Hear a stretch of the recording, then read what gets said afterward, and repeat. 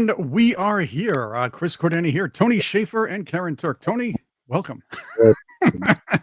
Yeah, we had a darn power outage. We had storms here last night. Either that or God came through. I don't know which one it was. Stupid power outages. Yeah, I just rolled in here from San Diego, and boy, do my ribs ache. So San Diego, isn't that where they had Simon and Simon, that TV series? Oh, I remember that. Simon and wow, that's a blast from the past. That's one I even That's a forgot. throwback. Nice one. Yeah. So, well, good morning, Karen. Good morning. Good morning. What's up, Patriots? What's going on? Good morrow. Yeah, it's time for the Patriots to wake the F up. So, Wow. No, it's true. We're I going mean, it's into not it just strong waking on up. Tuesday. Well, it's just I've been tracking some of the stuff. I don't know what happened to the algorithm on X, but I'm getting all these stupid left wing posts in my feed now. So of course I got to answer them. You got Adam Schiff. You got Ro Khanna, kind of a moron. Isn't that guy isn't that boring comedian with the good voice? No, that's Mo Rocca. Never mind. I think they had the same mom. I don't know. Ro and Joe. Yeah. So it's just interesting times that we're in. Yeah. So Karen, what's up with you? Tell us what's going on. How are you doing? Things are good. I can't complain, Tony. I feel like, we're headed in the right direction. And I love that every day my email blows up with different things that Donald Trump is doing. I really think we're in such an epic time period right now. And he talks about the golden age of America. I think we're on the cusp of that. I really do. Yeah. I think there are always, hard times before you get where you need to go, on this journey that we call life. And I feel like we're all in it together. The Rumble chat's here with us, and things are looking up, but it's scary times at the same time. And I think, what is it? The forest, the trees, you gotta fill in the blanks for me this morning. I'm still a little bit tired, but sometimes you can't see, beyond what's right in front of you, and you get lost in the muck. I don't see. I think we have to remember, to your point, perspective by the fact that it's been 108 days, right? It's been like 100 days in a week, and it's incredible. We've got years to come. So it's like, yeah, and it's like, because I'm impatient like you and Chris and the Patriots about Pam Bondi. Like, why isn't she putting people in jail? It's like, okay, I do get that. You got to investigate. You got to be pretty thorough, and the people they're investigating. These people are slippery. It's like you go to grab them, and next thing you know, they've slithered off into the swamp. Just saying. So some of this is going to take time, and I've over the weekend I met with folks who were involved in some of the fights, and it's a battle up and down. I mean, I heard stories from friends who were in the Pentagon, and man, oh man, it's amazing what bureaucrats are going to do to try to avoid complying with Pete Hegseth's guidance. It's like I'm hearing stories. It's like, holy cow. Like Doge comes in, they do their evaluation, and then as soon as by the way, the Doge guys give feedback as they go. It's not like they're trying to got you. It's like, oh yeah, these are the things we're looking at. And then next thing you know, is that they're letting us all in on everything, Tony. I think that's it's so transparent, that's the problem. right? That's the problem. That's the problem, because they are so transparent. The moment they announce to the bureaucrats what they're doing, the bureaucrats, like good bureaucrats, start hiding things. Like, oh, of course, we'll cut that, or we'll move that. So by the time they come back to start the actual, like, okay, no, we've already taken care of it. It's like, no, you didn't. You hit it. So that's what's going on. It's like a shell game. And so, true. We're trying to stay ahead of it. So, I want to stop us here for a second. It's incredible. Karen, it really is. Karen, you said, Karen, you said a little while ago that Trump is doing everything extremely fast. That might be so, but Trump is doing everything. Just watch what's going on here. We're talking about decades in the making. Trump was doing everything that any Republican, or virtually any Republican running for president and or Congress, was talking about for 30, 40 years. We're talking about defunding NPR and PBS because of their bias. This was talk in the 90s. This was talk in the 2000s, but nobody had the guts to do it even when they were in power. And we talk about Still, did people not spending. know, Chris? Did the people in power not know that they could do it? I've been No, they asking know myself they this could. No, question. no, no, They, no, Why no, they, did they we could. not no. move the ball I ever? will. I Why, will tell you Tony? why. Why, Chris? Why did we never move the ball before? I mean, I'm going to even tell in you the why. I'll last tell you too. administration, Because things it's did I not know something. move why. as quickly. Because it's something they can run on every 2 to 4 years. They want to run on this. Say we're going to do this, and then they're going to blame the other party for not doing it. And they're going to say we're So, going to do this. yeah. They blame the other party for not doing it. Now they're pissed off at Trump because he's doing everything. What the hell are they going to run on? So, yeah, I mean, let me expand on that point a little bit. Chris is half correct. The other half of the equation is that they get benefit from the corruption. It's like, oh, we're going to stop corruption. It's like, yeah, we'll take our cut. It's like the casino scene, and I'm not joking. It's like the casino scene in Casablanca. I'm shocked to find gambling going on. Here's your winnings, sir. Oh, thank you. That's really what was going on. So Chris is right. It's like, yeah, if we solve this, we have nothing to run on. And then, of course, once you get in, it's like, hey, by the way, you're going to get some money out of this. Really? Oh, well, I don't want to cut it then. I'm going to, talk about cutting it. And so every member of both parties, this is not unique to the Democrats. The Republicans do it too.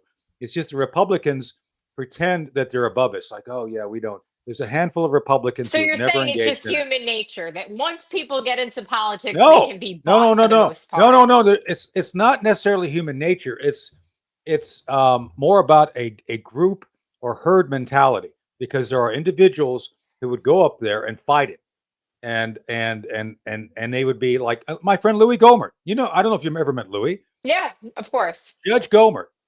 Louis was an honest man in a corrupt system, and he was constantly trying to fight it. So, he had the courage of his convictions to fight it. So it's just, and one of the other things that I've seen to continue and I'm doing a talk to the Women's Republican Party in Elizabeth City in September. I've been working on my speech. Cool. I don't want to give it up. I don't want to give it all away, but one of the things I've recognized, I'm going to discuss, is the promise of benefit that all politicians constantly make and never deliver on. How many times have you heard the Democrats frame their grievances against President Trump as like, oh, he's going to destroy your future. Oh, he's not going to let us give you stuff. They don't really give you stuff anyway, right, Karen? But they pretend to. Oh, we're going to make sure you have a brighter. Obama says it all the time. Oh, he's going to interfere with your bright future.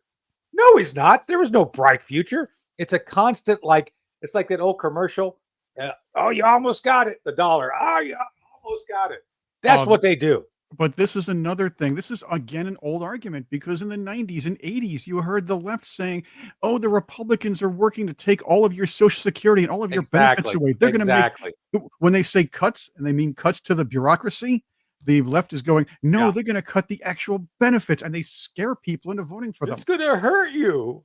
Right. Yeah. I like the word you use there, Chris, scare, because that's what it is. Like, I think most of us look at it and we say, they've ran on this policy of crisis forever. That's basically what it is. It's fear.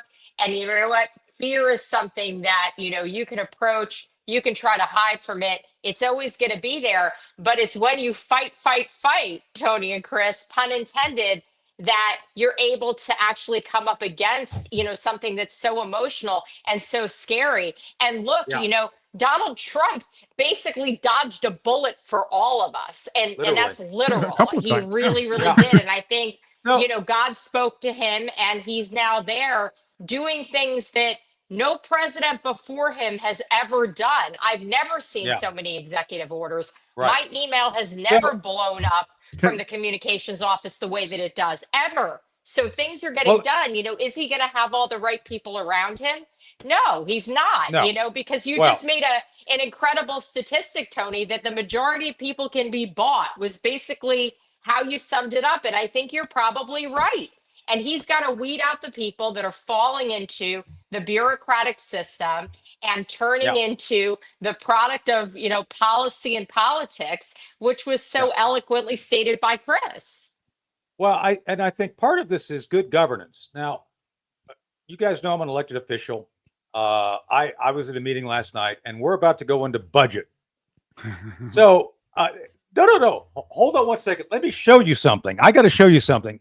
Stand by. Just talk amongst yourself. We're gonna do this, of course. So you know what, Karen? I'm gonna add to what you said. You said Trump took a bullet for us. Trump not only took a bullet for us as a country, he risked after taking that bullet, he risked taking another bullet just to help one person, one person who was suffering from heat problems, a medical issue at his own rally.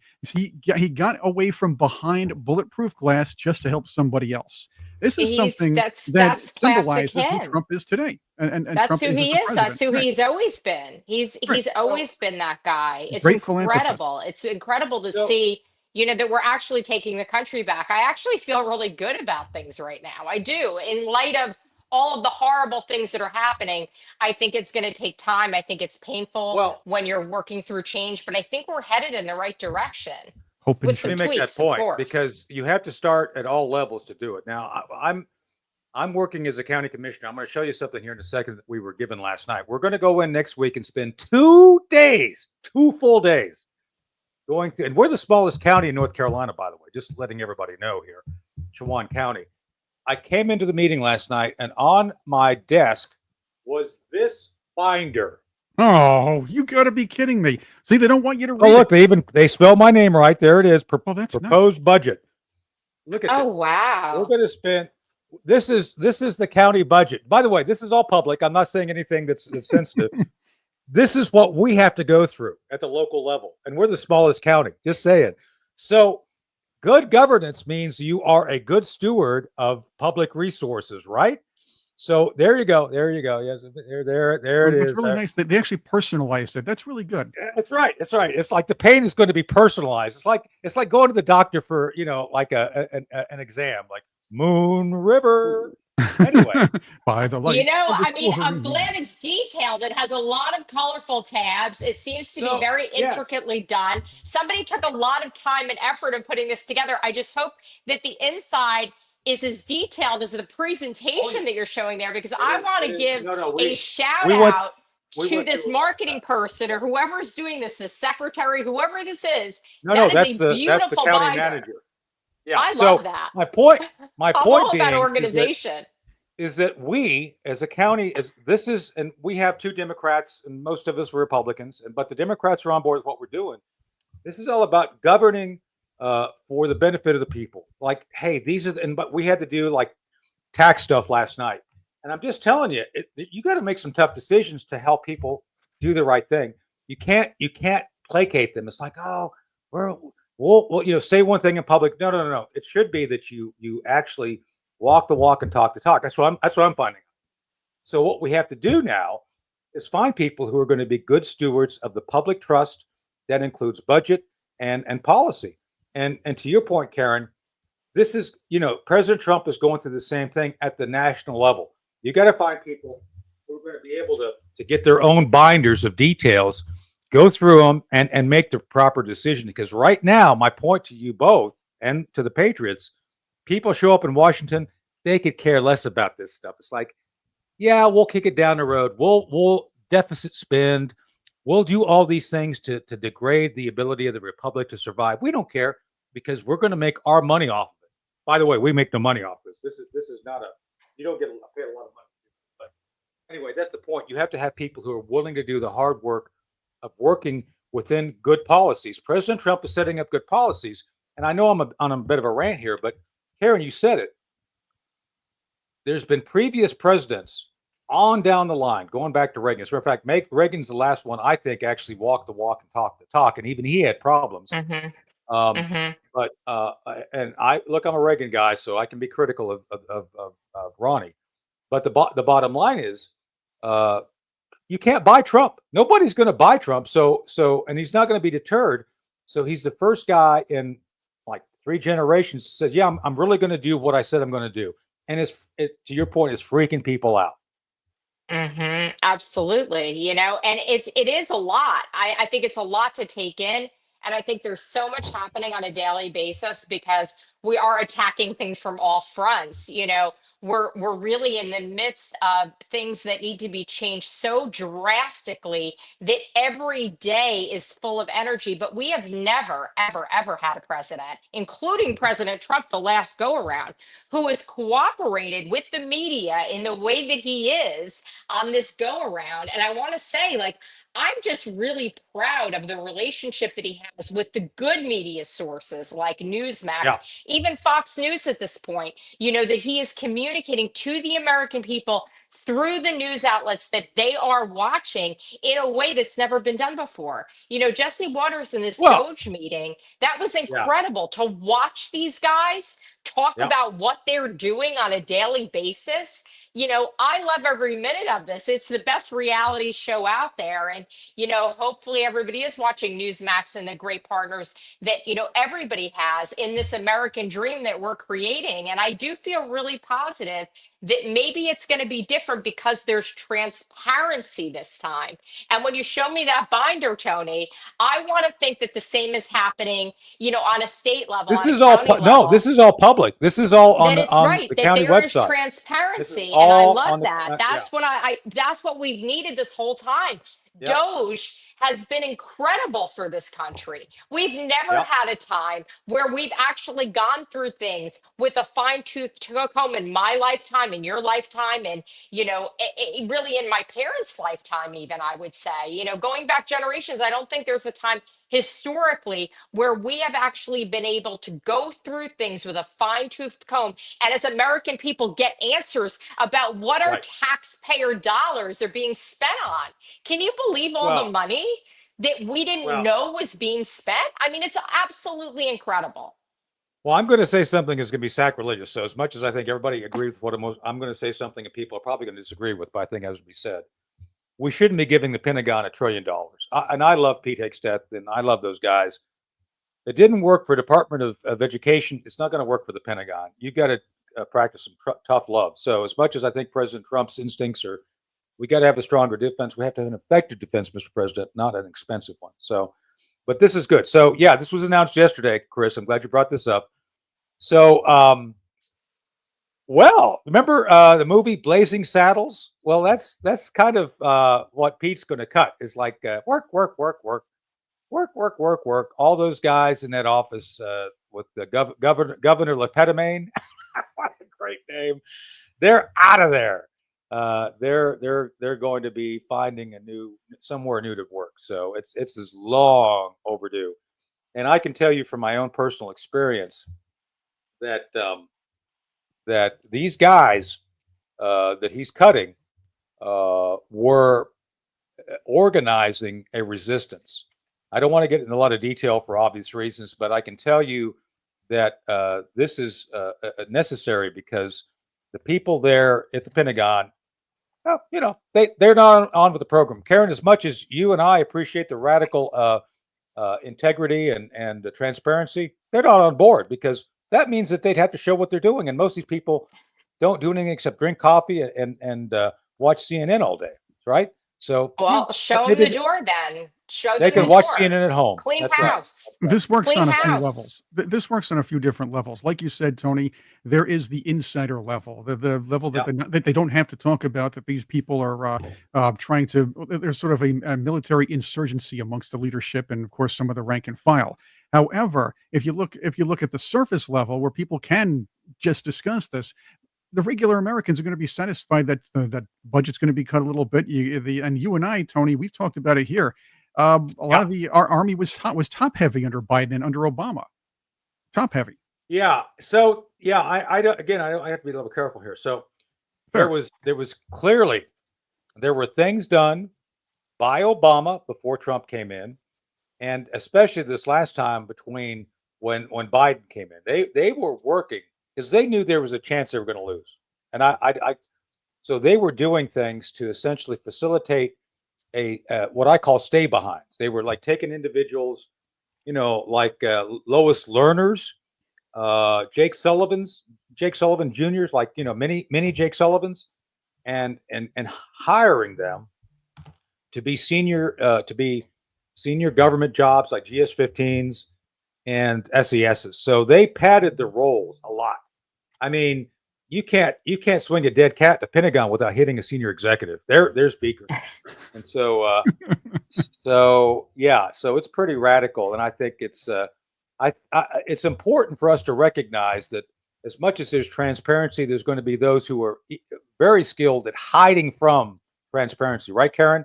These people that practice deception for their entire life. Yeah, it's part of the culture. The deception is the culture. And once it becomes the culture, it's like in any organization, and Donald Trump, of course, was the leader of The Apprentice. I mean, think about this. Think about, as a businessman, who we're dealing with in this administration, which is incredible too.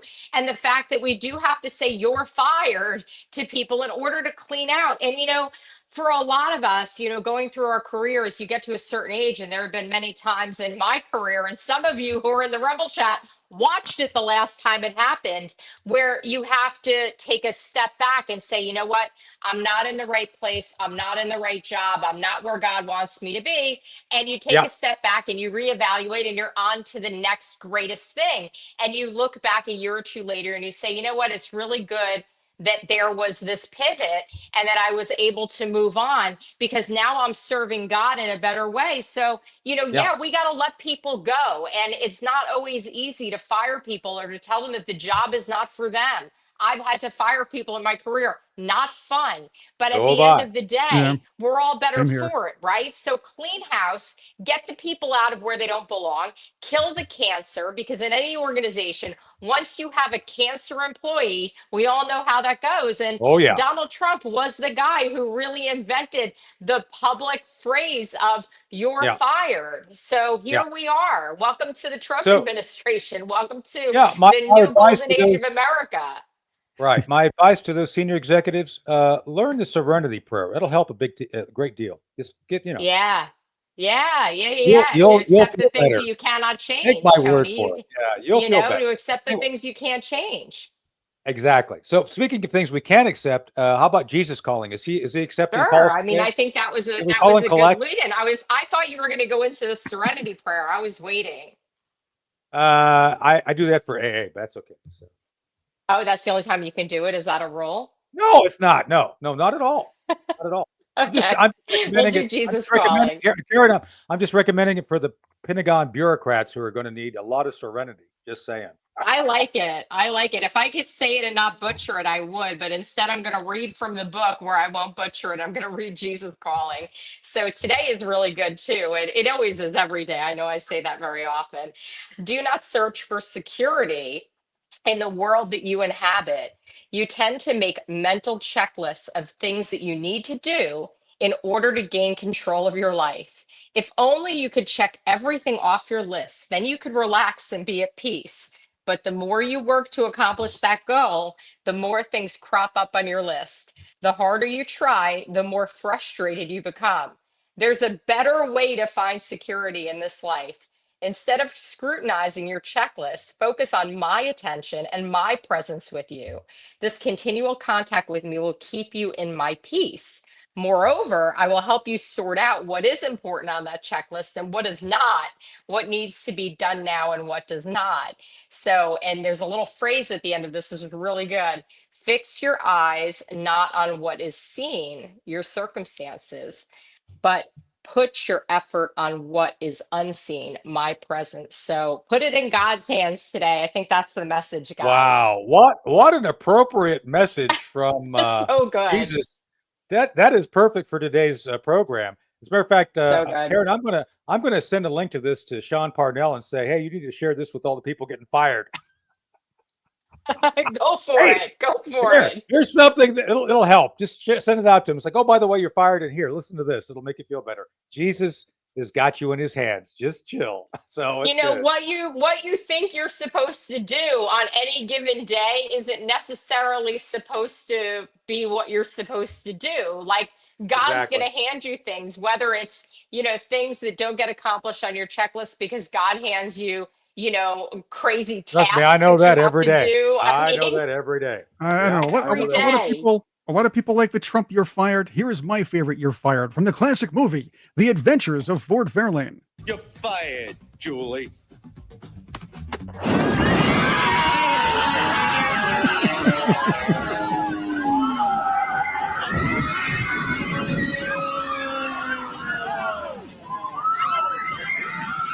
know, I always knew Wayne Newton was made of wax, so I guess I watch a lot of like leftist. Yeah, there you go. Here. So I think it's amazing that we have such an appropriate Jesus calling. I'm hoping that those who are in the Pentagon, who will soon be looking for a new path. Karen, is that right? Like they could get on a new path, right? A path of redemption. It's never too path late. Of redemption, yes, or whatever. It's never too late. Yes, my friend Sean Parnell. I'm not joking. I'm going to send him a link to this. He'll get a kick out of it if nothing else. I don't think he'll share it with the workforce. But hope springs eternal, because they could get a lot out of this. Like, look, I got fired for being a whistleblower. It's like, it wasn't the end of the world. Yeah, I enjoyed being a spy. I love being a spy. It was a lot of fun. But things change, people change. Isn't there a song about that? Season change. Oh gosh, I really did not like that song. People change, seasons change. Season. I don't know what song that's it is. an 80s song. Yeah, they have better songs too. They had a couple of disco style hits. So. I don't know. Like you said, change it, and I go to like Yes. I'm like my thing was you talking 80s. I'm like Yes had a song called Changes. I'm trying to think. Oh, John Waite. Had a song Changes. That's a great song. Well, which one? I love that song. Which one is it? Is what it what about John Waite too? John Waite. That's a classic 80s song. Change. Yeah. It was Changes from David Bowie from the 70s. It was a classic though. Ah. Yes, and of course, Don't Change from In Excess, one of the classics as well. Oh, well, there was changed by the guy that did. Right. I got you there. I got that reference. Oh, that's right. Corey Hart did one of those. Corey Hart did Changes as well, which is one of my favorite Changes songs. So yeah. Oh, that's like, and what was Sunglasses Night? Was that like summer of '85? Expose. Thank you, Jamie. Yeah, Jamie got it. This is like a trivia show. Expose. I remember. Yeah, there's Expose. Yeah. The Thank point of you, no Jamie. return was good. For them. Jamie Burns got that. Yeah, very cool. Yeah. So Landslide is a good song too, Stevie Nicks. I love that song. That's a good song. That is a good song. That's a big classic for sure. We need to do more of the 80s stuff, Chris. I keep telling you, we need to do kind of like once a week, we do like an 80s section of the show. And I think our evil overlord, good morning, Ed, would be okay with that. So I think that will be good because the 80s again, best clothes, best music, best president. There we go. Yeah. I that's my one regret. I never saw President Reagan wearing parachute pants. I don't know why that never happened. Well, I had to wear that with Mr. Gorbachev at one day. No, Chris, there you go again. It's those damn Democrats. I don't know. Where's Cap Weinberger when you need him? I guess then I'll have to do George. Then I guess if you do him, I'll do George H.W. Bush. You probably damn it, Ernie! Can't you see I'm trying to bake a cake? Wait a minute. I mean, damn it, Ronnie! Can't you see I'm trying to bake a cake? I feel your pain, Chris. I don't know. I did not have baking relationships with that cake. You shouldn't do that. He's just a bar. All right, enough about the past. Did you have other news things we want to talk about, Chris? Yes, as a matter of fact, now our guest has postponed to next Tuesday. Another national security guy, Sargis Sangari. So I wanted to pose this to both of you. So let's pose it to you and Karen. And Karen, you brought up all the good things Trump was doing earlier today. Here's another one that's not going to grab the sexy headlines, but he's ordering a curb on gain of function biological research. Something and no more beagles being used for experimentation. Exactly. Yeah. Oh, yes. That's another one. So, but this is important because for a long time, and by the way, let's include NPR and PBS in this. For a long time, these news agencies have been telling us that the virus was never came from gain of function research, never came from Wuhan, never came from China, never came from any of this. They lied to us, and now they're whining about being defunded, by the way. So let me say... Well, there were people screaming from the rooftops from the beginning that they knew that it leaked out of this lab, and whether it was intentional or some guy that went to a barbecue with a bunch of his friends and spread it, does it matter? Right. Well, it does in a way because other nations, including our own, partake in gain of function research, and this could be this. I want to hit that. Could be a problem. Well, let me hit the Chris. You brought up NPR, and Karen, do you ever listen to NPR? Just out of curiosity. I do in very limited doses because I listen to a lot of things. I like to know what the other side is thinking. I like to know the level of crazy we're all dealing with. But let me give the audience, for those who don't listen, you shouldn't. I mean, it's nonsense. But one of the things they always say, and this is the way they phrase it, without evidence, President Trump is now claiming that the Wuhan virus came from a lab. Yeah. Now, does that sound as unbiased reporting to you? And I am phrasing it exactly like they do it. Only because President they don't Trump saying without evidence there was election interference. President Trump is saying without evidence. They always open with an editorial comment. And they never say it when a Democrat puts it out there. No. When Joe Biden. Well, and do you remember when PBS used to get all the federal funding? They didn't run commercials, and at least you knew whose side they were on. You know, now they make money and they get all sorts of, you know, government dollars and our taxpayer dollars. I mean, it's absolutely unbelievable what goes on. It's a free country, but we don't have to pay for it. So that's my point. So it's like paying the Chinese. I mean, you're paying a propagandist. What are you doing? Yeah. It's that propaganda. chick was that NPR chick. What's her name? The one that ran Wikipedia before. She's over there. Oh, she said her last name's Marr, Catherine Marr. Yeah, is that Marr. the one? Yes. So that's Catherine Marr. So she said under oath, "Oh, we don't take advertisements." Biggest day this underwriting. One of the things that I listen to in the morning for my just waking up and going is Fox News Radio and NPR. So lo and behold, this morning, Karen, what do I hear but an advertisement on NPR for Mint Mobile? Gee, Mint Mobile. I didn't know that they were like they're not are they a commercial entity? Of course they are, because they're selling cell phones. So they had an advertisement as big as day on NPR. So I don't want to hear this. Oh, we only take donations from listeners. No, you advertise like any other radio show. No, it's not right. There was a time where that was the concept, but that ship has long sailed.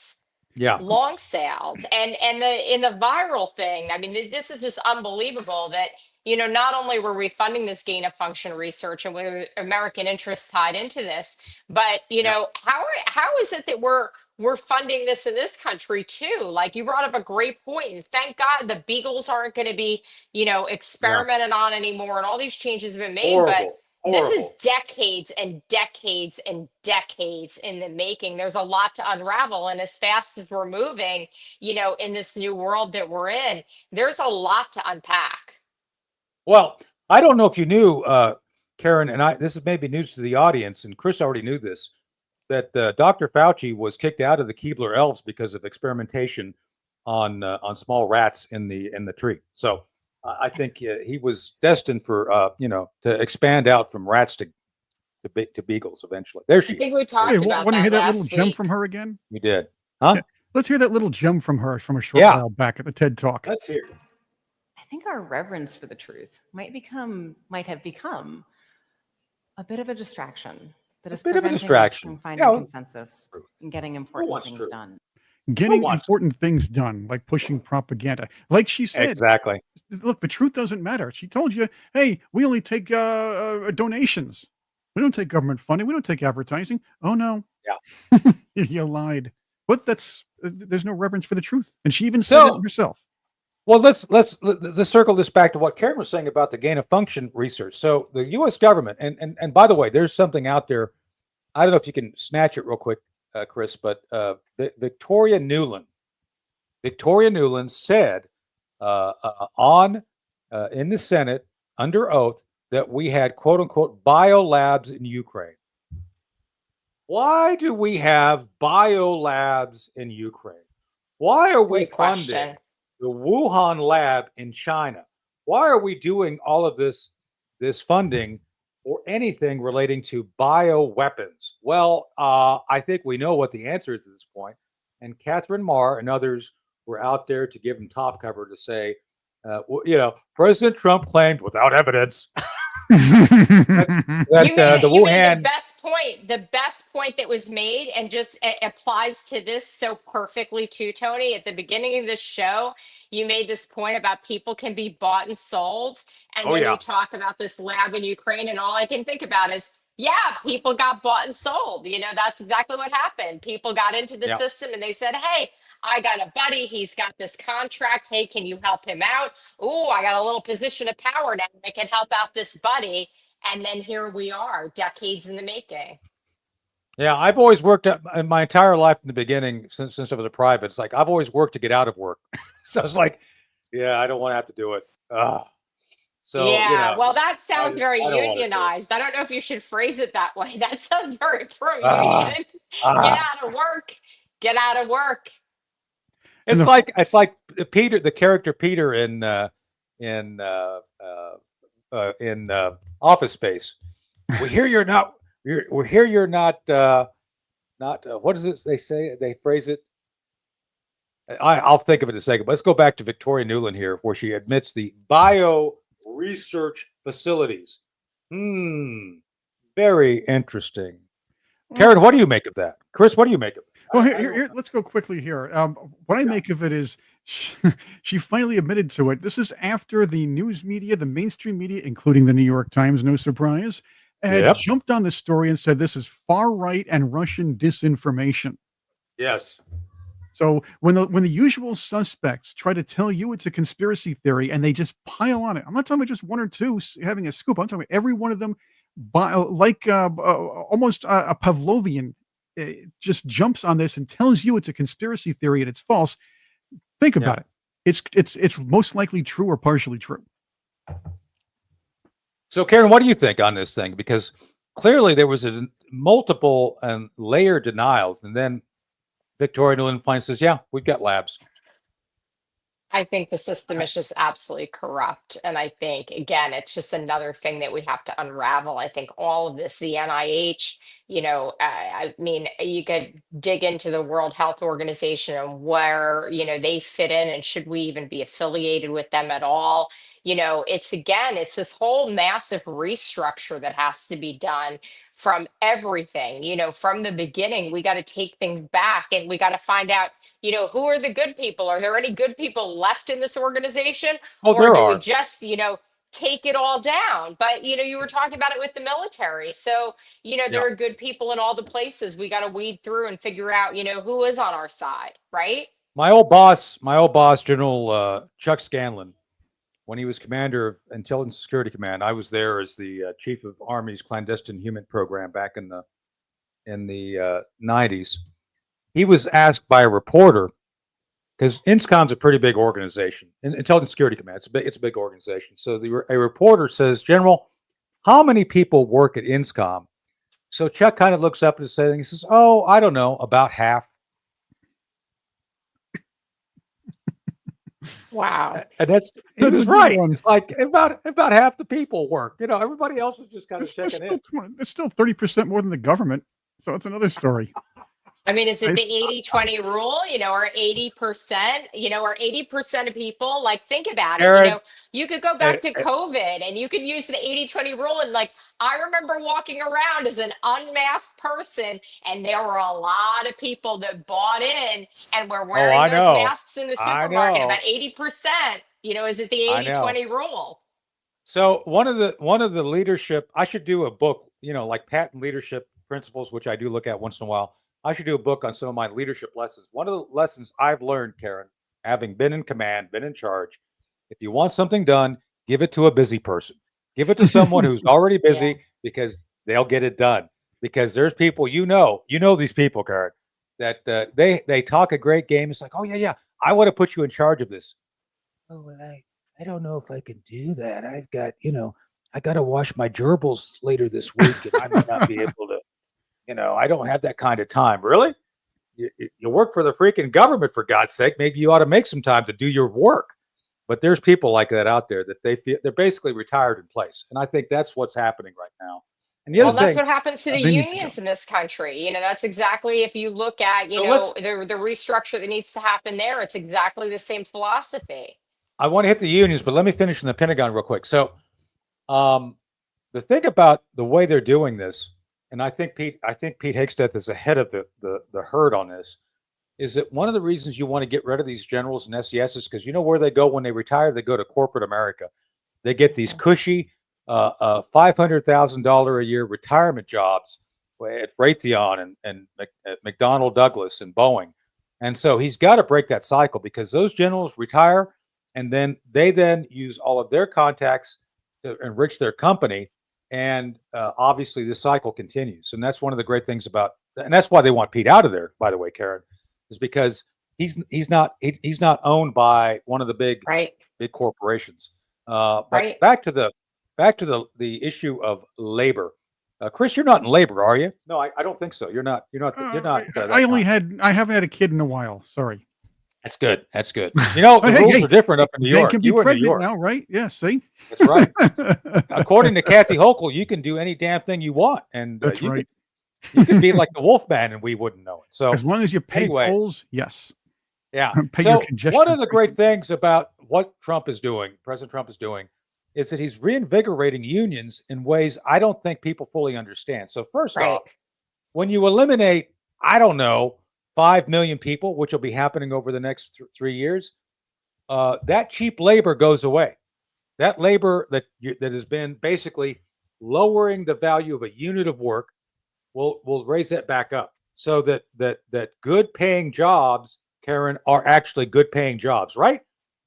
Right. I think if you go back to what, what the unions were organized for and what they came out of, and you look at the Great Depression and you look at the things that went on in the country, the discrimination and things that really were issues. Okay. They addressed the issue, they unionized. And then at some point that became, I could use another word, but it's kind of a bad word, so I'm not going to use that, but it became convoluted. Now, this is the word I will use. That's a good word too. And the original purpose and the original trajectory became gone from it. Just like you talk about other things that become corrupted by the 80%. Maybe there is an 80% rule that come in that are willing to be followers at the hands of something that's so much more sinister. Yeah, I think that's true. Yeah. Go ahead, Chris.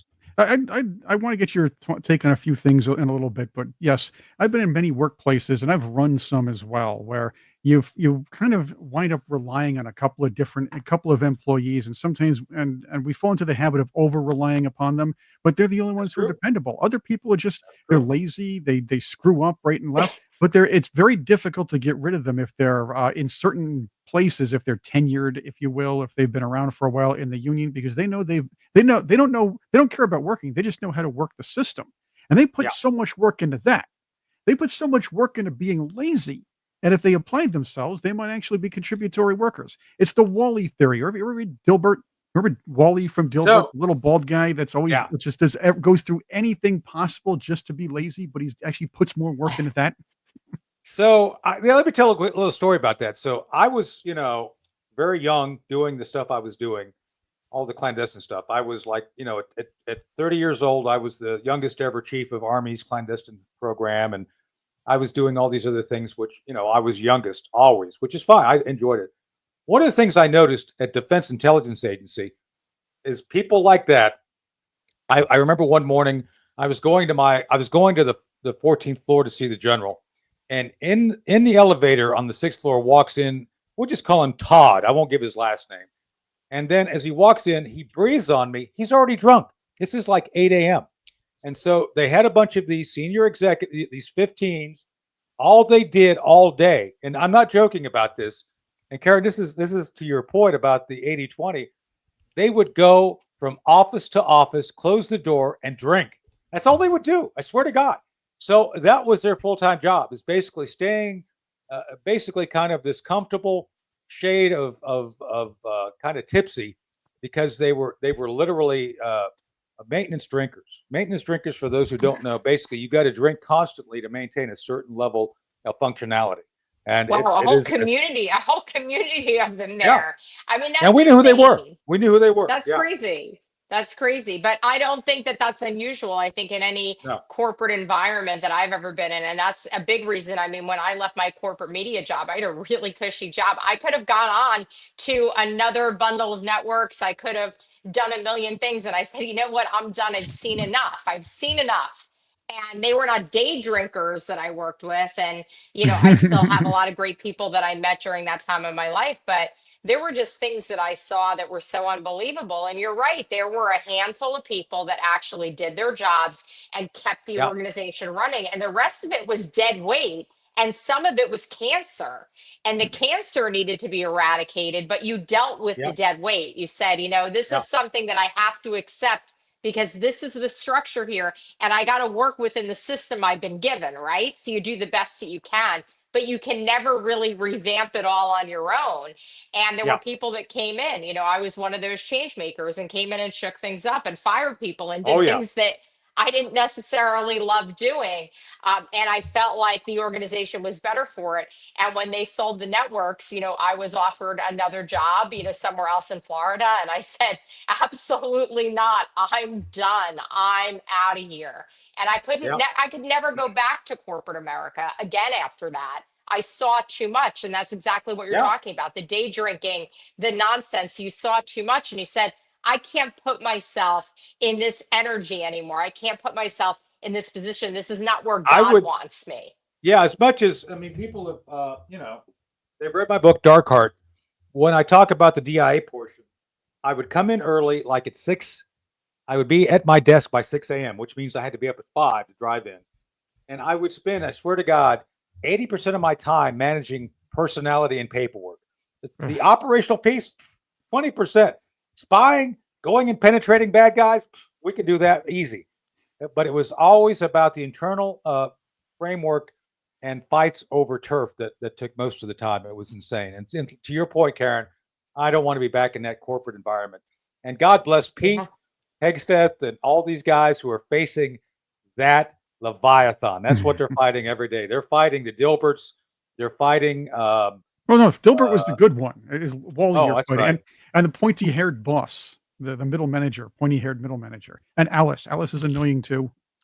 Keep that in mind. But Dilbert seemed to be the only guy. Hey, I got one for you, Tony. I wanted to pass this by you and Karen because it's I have a funniest video of the day, but the funniest story of the day. Now get this, brace yourselves. You talked about laziness. You talked about incompetence. This is going to embody all of that rolled up into one. All right. Talk of an EU army. This is on Zero Hedge. Think about this. Oh man. 27 countries in one army, and pretty much they're not very useful anyway, as we've seen when it comes to NATO. Karen, how do you think an army taking these people on would survive an engagement with a whole battalion of Danish hairdressers armed with blow dryers? It's never going to happen. That would be. This is never happening. This is propaganda. This is never happening. There's no way. No. They've been talking about this for 20 years. That. It's not happening. It hasn't happened in 20 years. It's not happening now. Same thing. You have that Monty Python skit of the British Army, the first recruits for the EU Army. So I do have something that's very important though. The French are proposing though, if they do have an army together, the French are proposing that they change the European Union flag from the blue flag with the silver with the gold stars to this. Yeah, it's good. they don't call it. They don't call them surrender monkeys for nothing. Horse eating surrender monkeys, as we call them in the U.S. Army. But they're good guys. But think about this: these countries don't even get along all the time. You think they're going to have an army, and who's going to run things? No, it would be if you've all seen Monty Python and the Holy Grail. Just imagine that modernized for the EU. That's what would happen. Just saying. I mean, and you could look at, I think it's just incredible just over the past couple of weeks, again, since we've been, in the better situation than the last situation we were in, and that we jumped timelines to where Donald Trump is again the president. So happy to be here. Look at the progress that's been made, in Europe. Look at the progress that's been made, with Russia and the Ukraine. And yeah, it's not an end all be all, like nothing's fixed at this point. What's going on in the Middle East is also unbelievable. But look now at what's going on in Gaza just after the last 48 hours, where there's talk of really some definitive movement there, Tony. Things are moving along. That's correct. And this fake news, this European army thing, is a waste of time. It's never happening. There's things that we really have that are happening that are incredible. I don't know. I think if you have essentially the best of the best hairdressers, they'd have the best haircuts. And by the way, Chris, do you think they could have like a French airborne Baker battalion where they fly in with their French souffle hats and cook up a meal for the enemy? That's a good souffle. Chris, we can't hear you. What happened to your voice? That happened to me. A little lag on this end. My apologies. Here is the thing. This is what I think about the European army or the EU army. It's not there to defend the EU nations. The EU is under threat because the people are standing up to their far left policies. They're trying independently to shut down opposition. Germany, the German leading leftist party, is trying to eliminate the AfD party because it's getting popular. Gurgescu in Romania was was arrested. Le Pen was arrested. Gurgescu was thrown in jail, I believe. Marine Le Pen, for opposing the status quo, was arrested. Hungary's always getting flack from the rest of the European Union. This army is there to shut down opposition on the inside, not to defend anybody on the outside. It's to become stronger, to step on people's necks. That's why they want to form the army, and that's why I believe it will happen. Yeah, that's why I've always been against it. I've spoken up, and I've said this publicly at hearings. It's never a good idea to allow politicians to have their own army. Last time we saw this was in 1936 with a short former corporal who did this in Germany, right? We all know how that worked out. Radar O'Reilly did that? Boy, I thought he was a nice, innocent kid. Oh, wait, Radar O'Reilly. So let me remind people, because it's always good to remind people of mistakes that were bad. The Nazi Party, the guys in black, the National Socialist Party, they had their own army. It was called the SS. So whenever you see these old World War II movies and you see the SS showed up, that's the Nazi army, right, Karen? I mean, that's what happens when you give politicians their own, like, oh yeah, we're going to form our own army, and oh, by the way, we're going to have battalions of I can't even remember what they're called. They're going to go with the regular army and exterminate people we don't like. So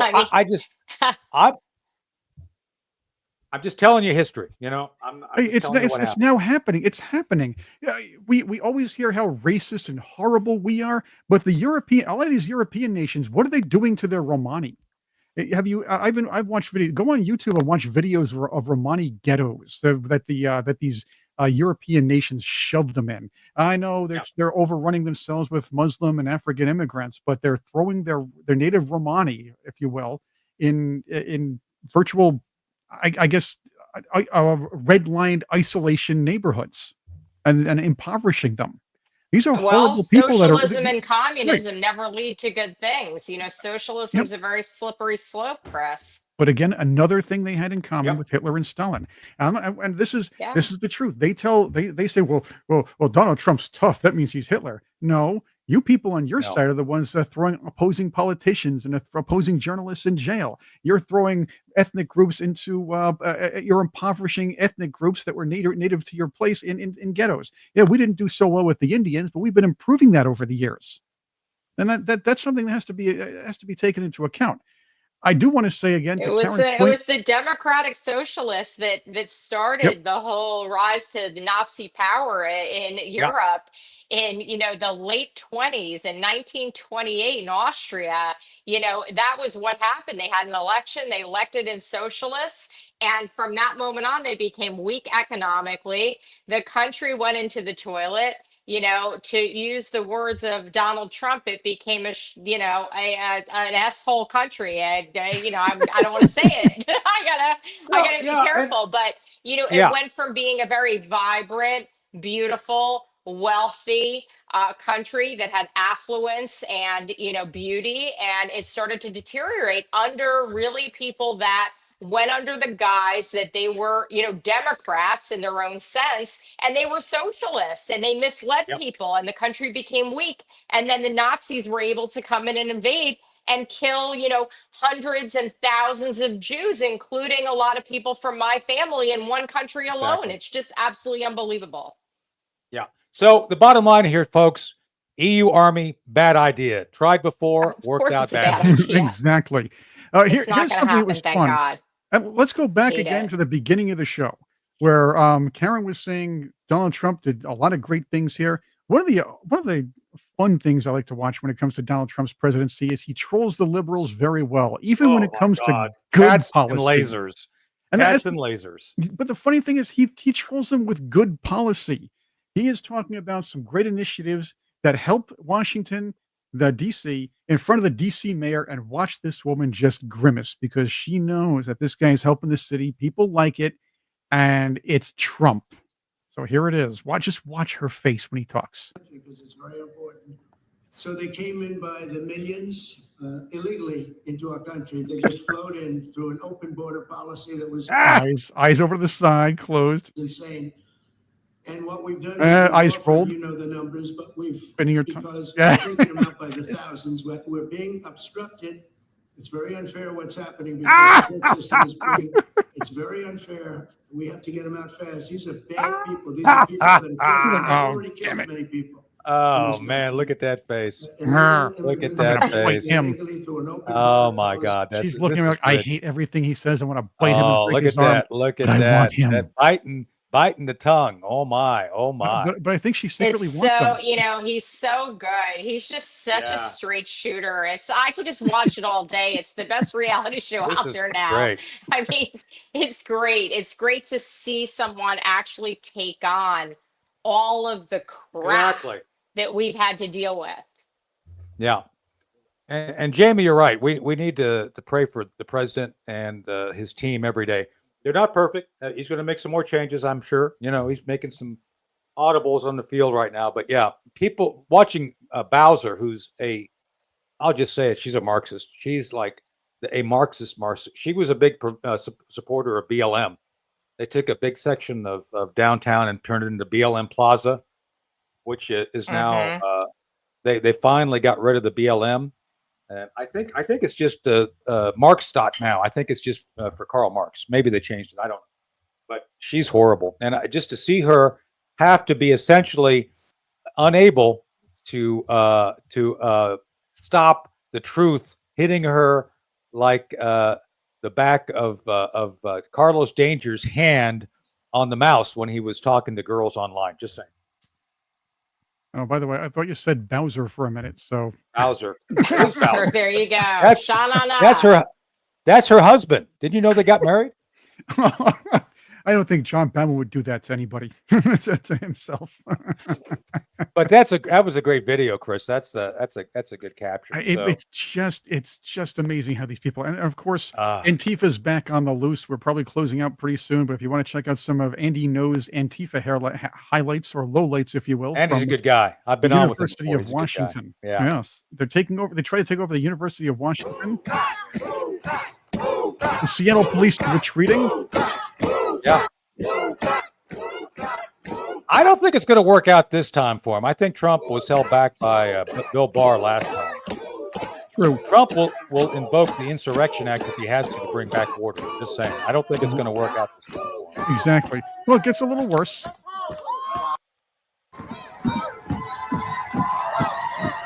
They're burning things down as usual. Look at them in their tough homemade half garbage can shields and whatever they're fake. Oh, this one has a Palestinian flag on the garbage can. Now that's actually appropriate. Anyway, yeah, I call it the Hamas flag at this point because that's what they're actually supporting. They don't support Palestinians; they support Hamas. And they're LARPers. They're all LARPers. Right, of course. I think those are probably garbage cans they cut up from the local seafood place. They all smell like oysters, two-week-old oysters. Just saying. So. And in the get a load of this guy department, check this guy or whatever it is out from Trantifa, if you will. I love seeing is when the resistance Palestine shoots an Israeli tank and kills them. You know, the same goes for the cops. Honestly, when I saw the precinct burn, from buildings. Gaza. That's my favorite. Show me evidence. Shut the fuck up. When I saw the precinct burn during 2020. Yeah, I don't think it's going to work out this time. Last time they got away with everything. I don't think it's going to happen this time. Karen, what do you think? Do you think they're going to be allowed to take over and set up their own little Antifaville again? No, I think that this is, thank God, something of the past. I really do. I think a lot of the nonsense that went on during that 4 years that a lot of us don't really care to remember, from an administration standpoint, I think a lot of that's gone. I think the American people have finally had their voice heard and we've moved past it. At least I hope so. Well, I guess we're going to see what happens here. What else? Was there something else you wanted to cover, Chris, before we go? I think there's a lot of stuff here, but I suppose we're getting close to close to closing time, if you will. I can always save some stuff for tomorrow. Let's see if I have something a little wacky here. You don't have to go home, but you can't stay here, right? You can't stay here. Yeah, actually, you know what? It's 7 after. I got to run, guys. Yeah, I got to run too. All right, I was late because I had Godzilla walking through the neighborhood and he stepped on the power line, but we'll be back tomorrow. Right? Okay. So Karen, Storm Karen, here thanks too. for being here. People love Thank you. you. And then thank you for that really appropriate Jesus It was calling. great. And thank God the Pentagon people being fired have something to look forward to. Jesus. They have Jesus to look forward to. Got to pray, So, anytime you got that's big right. change coming in your life, give it up to Pray. God, give it a little prayer. Wasn't there a song? Pray, eat, put out job Eat, pray, employment. love. something like that. Yeah. Put out, There you put go. out job applications. So yeah, they'll be doing that. We'll Bye, guys. see you next week. Bye. See and you then next Chris, week. always thank you for being here, running the boards and everything. It's good to have all the frivolity and topicality. So and we'll be back tomorrow, right? We're back tomorrow, right? Yeah, Ruthie Bloom is with us tomorrow. We're going to go in depth on the Ruthie. Middle East. Yep, My friend, Sargis will come on Tuesday and talk more about that. It's probably a better day for Sargis to be here anyway because everything's happening then. You got the Israel deadline that week, so things are heating up. President Trump in the Middle East later this week, early. Yeah. So we'll be talking about all of that with both of them in the near future. Thank you. Well, thank you all, Patriots, for being here. We love chatting with you guys. Today was an excellent show for a number of reasons regarding kind of some of the reality. And seriously, those people at the Pentagon, Chris, they better. I think prayer and meditation is a great outlet for maybe helping them find redemption. Let's hope so. As Dean Wormer once said, "Fat, dumb, and stupid is no way to go through life." So the bureaucrats there, I think, should take and learn from that comment from Dean Wormer, right? Well, the dean was a good man to listen to. 0.0.